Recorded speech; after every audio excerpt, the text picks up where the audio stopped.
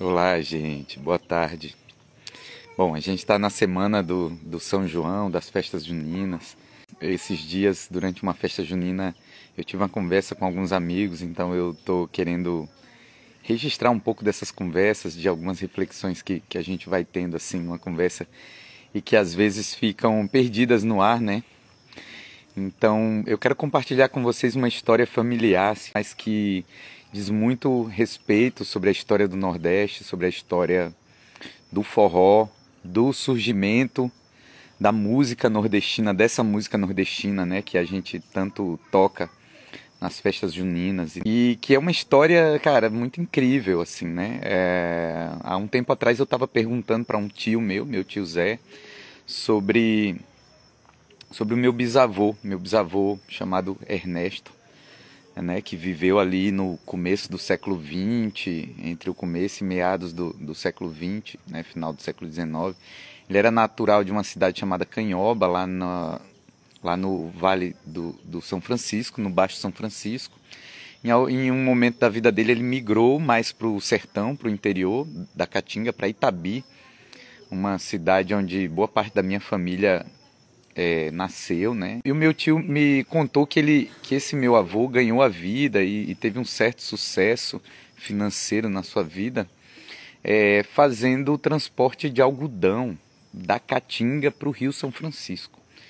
E que esse transporte de algodão ele era feito em comboios de mulas e de carroças de boi e de cavalos, e todo esse algodão era transportado por longas distâncias.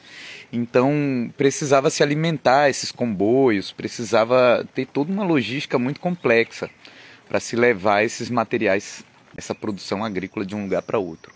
Ele me contou que a coisa era tão complexa e na época, né, uma cidade vizinha a Itabi, hoje chamada Nossa Senhora de Lourdes, e lá se chamava Curral das Antas. Veja bem, as antas sempre foram um dos principais alimentos nativos das onças. Então era uma região que tinha muita onça nesse tempo. Então o meu tio me contou que o meu bisavô transportava esse algodão em um comboio onde ia um zabumbeiro na frente do comboio e um zabumbeiro no fundo do, né, comboio tocando zabumba sem parar durante toda a viagem.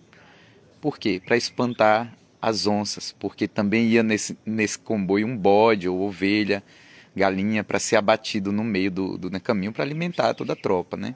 Para alimentar todo mundo que estava fazendo esse trabalho. Então, para espantar a onça se tocava zabumba. Bom, e aí vem vem um outro conhecimento, né, que eu tenho já sobre agrofloresta, sobre os meus estudos, né, né, como é que foi a produção agrícola no Brasil colônia aqui no Nordeste. Então a gente vai ver que, por exemplo, entre Sergipe e a Paraíba, vamos dizer assim, do meio de Sergipe para o norte, a cana imperou durante todo o tempo. Então, dessa metade de Sergipe até a Paraíba e muitos lugares do Ceará, Rio Grande do Norte, alguns lugares da Bahia também, a cana durante o Brasil colonial foi a principal cultura dessa região. Só que ocorre que, por exemplo, eu hoje moro aqui no sul da Bahia, e no sul da Bahia, a principal cultura aqui do sul da Bahia, e boa parte da Bahia, como boa parte do sul de Sergipe, e a cultura sertaneja, já foi baseada na produção de carne, né?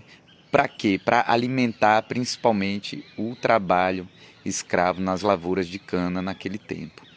Então é o que a gente chama de jabá, charque, né? Carne do sol. Todos esses tipos de carne eles eram produzidos para alimentar os grandes centros da cidade, mas também as grandes lavouras monoculturais de cana, que não produziam outra coisa senão a cana, tá, gente? Aqui eu já vou trazer algumas informações aqui que são também, digamos assim, especulações minhas, são deduções minhas de juntar essas histórias, né? Essa história familiar com a história da agricultura e a história da música nordestina, que é uma das minhas paixões da minha vida mesmo, né? A música nordestina, quem me conhece sabe, né? E o apreço que eu tenho pelo forró. Então, esse charque e boa parte dos alimentos eram produzidos nos lugares onde não era produzido cana. Então o que é que acontece? Muitos tropeiros, além do algodão, que é a história do meu avô, né, transportavam carne, transportavam muita carne do sol, charque, jabá. Isso era um atrativo gigantesco para as onças, para os animais carnívoros predadores, né, de grande porte, que eram muito abundantes até o século XIX, começo do século XX. Ou seja, toda a tropa, todo comboio ia muito provavelmente com seus abumbeiros tocando, né? Pessoas que eram tropeiras, mas que também eram músicos, né? E musicistas, enfim. E eles iam tocando esses ritmos. E eram comboios longos, que duravam o dia inteiro. E muitas vezes tocavam à noite também, até que a fogueira ficasse acesa, para que esses animais não viessem atacar os suprimentos dessas tropas. E aí vem um outro detalhe, veja bem, a palavra baião, ela é uma corruptela da palavra baiano, ou seja, desse povo que vivia mais ao sul do Nordeste, né? Da palavra baiano, ou seja, a Bahia também, já no Brasil colônia, era um grande produtor principalmente de farinha, né? De charque e de carne do sol, né? Enfim, então esses comboios, muitos desses comboios saíam dessas regiões com suas tropas tocando zabumba e iam até principalmente esse circuito da cana. Então a gente vai ver que em Pernambuco, principalmente no Ceará, Alagoas, assim, a palavra baião se tornou popular, né? Muito popular, mas ela é uma corruptela da palavra baiano. Por quê? Porque a gente vai ver que mesmo em Recife tem um ritmo chamado baianá, né? Se a gente for ver o cavalo marinho também, da região da Zona da Mata de Pernambuco, a música se chama o baiano, né? É que eles chamam de baiano. Então a gente vai vendo assim as relações. Ou seja, esses comboios, essas tropas chegavam tocando zabumba, com seus ritmos, com suas músicas, e era por algumas regiões do Nordeste chamado do ritmo baiano, do ritmo que vinha do sul, né? Que vinha de baixo, lá da região da Bahia, né? Sergipe era Bahia também até o começo do século XIX. Então é impossível a gente dizer de onde que veio o ritmo do forró, a síncope do forró e do shot, do chachado, dos ritmos que compõem o forró de um modo geral, né? É impossível a gente dizer a origem exata. Então eu estou gravando esse vídeo hoje, né, por ser semana de festa junina, para tentar trazer um pouco da minha visão dessas histórias, né, como eu comecei no vídeo. Comecei contando uma história familiar, uma história, né, que eu descobri dentro da minha família e que me fez descobrir de onde que a zabumba veio, né? Porque eu nunca imaginei que a zabumba, até esse momento, quando meu tio me contou essa história, ela era usada para espantar a onça. Então, assim, eu comecei a juntar essas pecinhas, vamos lá, assim, né?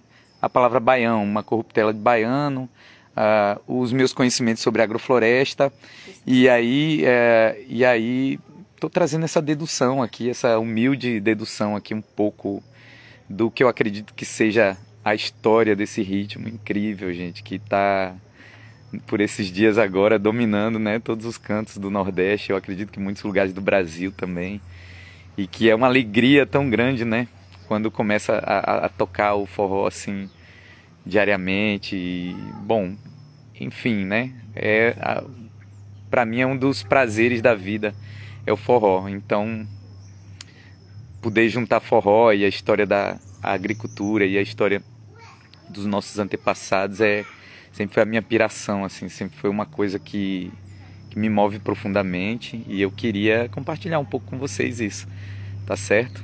Então é isso aí, minha gente, deixar esse humilde registro aí, espero que contribua com alguma coisa aí, que traga um pouco de imaginação aí na cabeça das pessoas, para que a gente não pense no forró só como uma música, como algo que é divertido, mas algo que tem uma história muito profunda, muito enraizada nos nossos antepassados, na forma como os nossos antepassados viviam e na forma como eles transitavam por esse território que a gente chama de Brasil, né?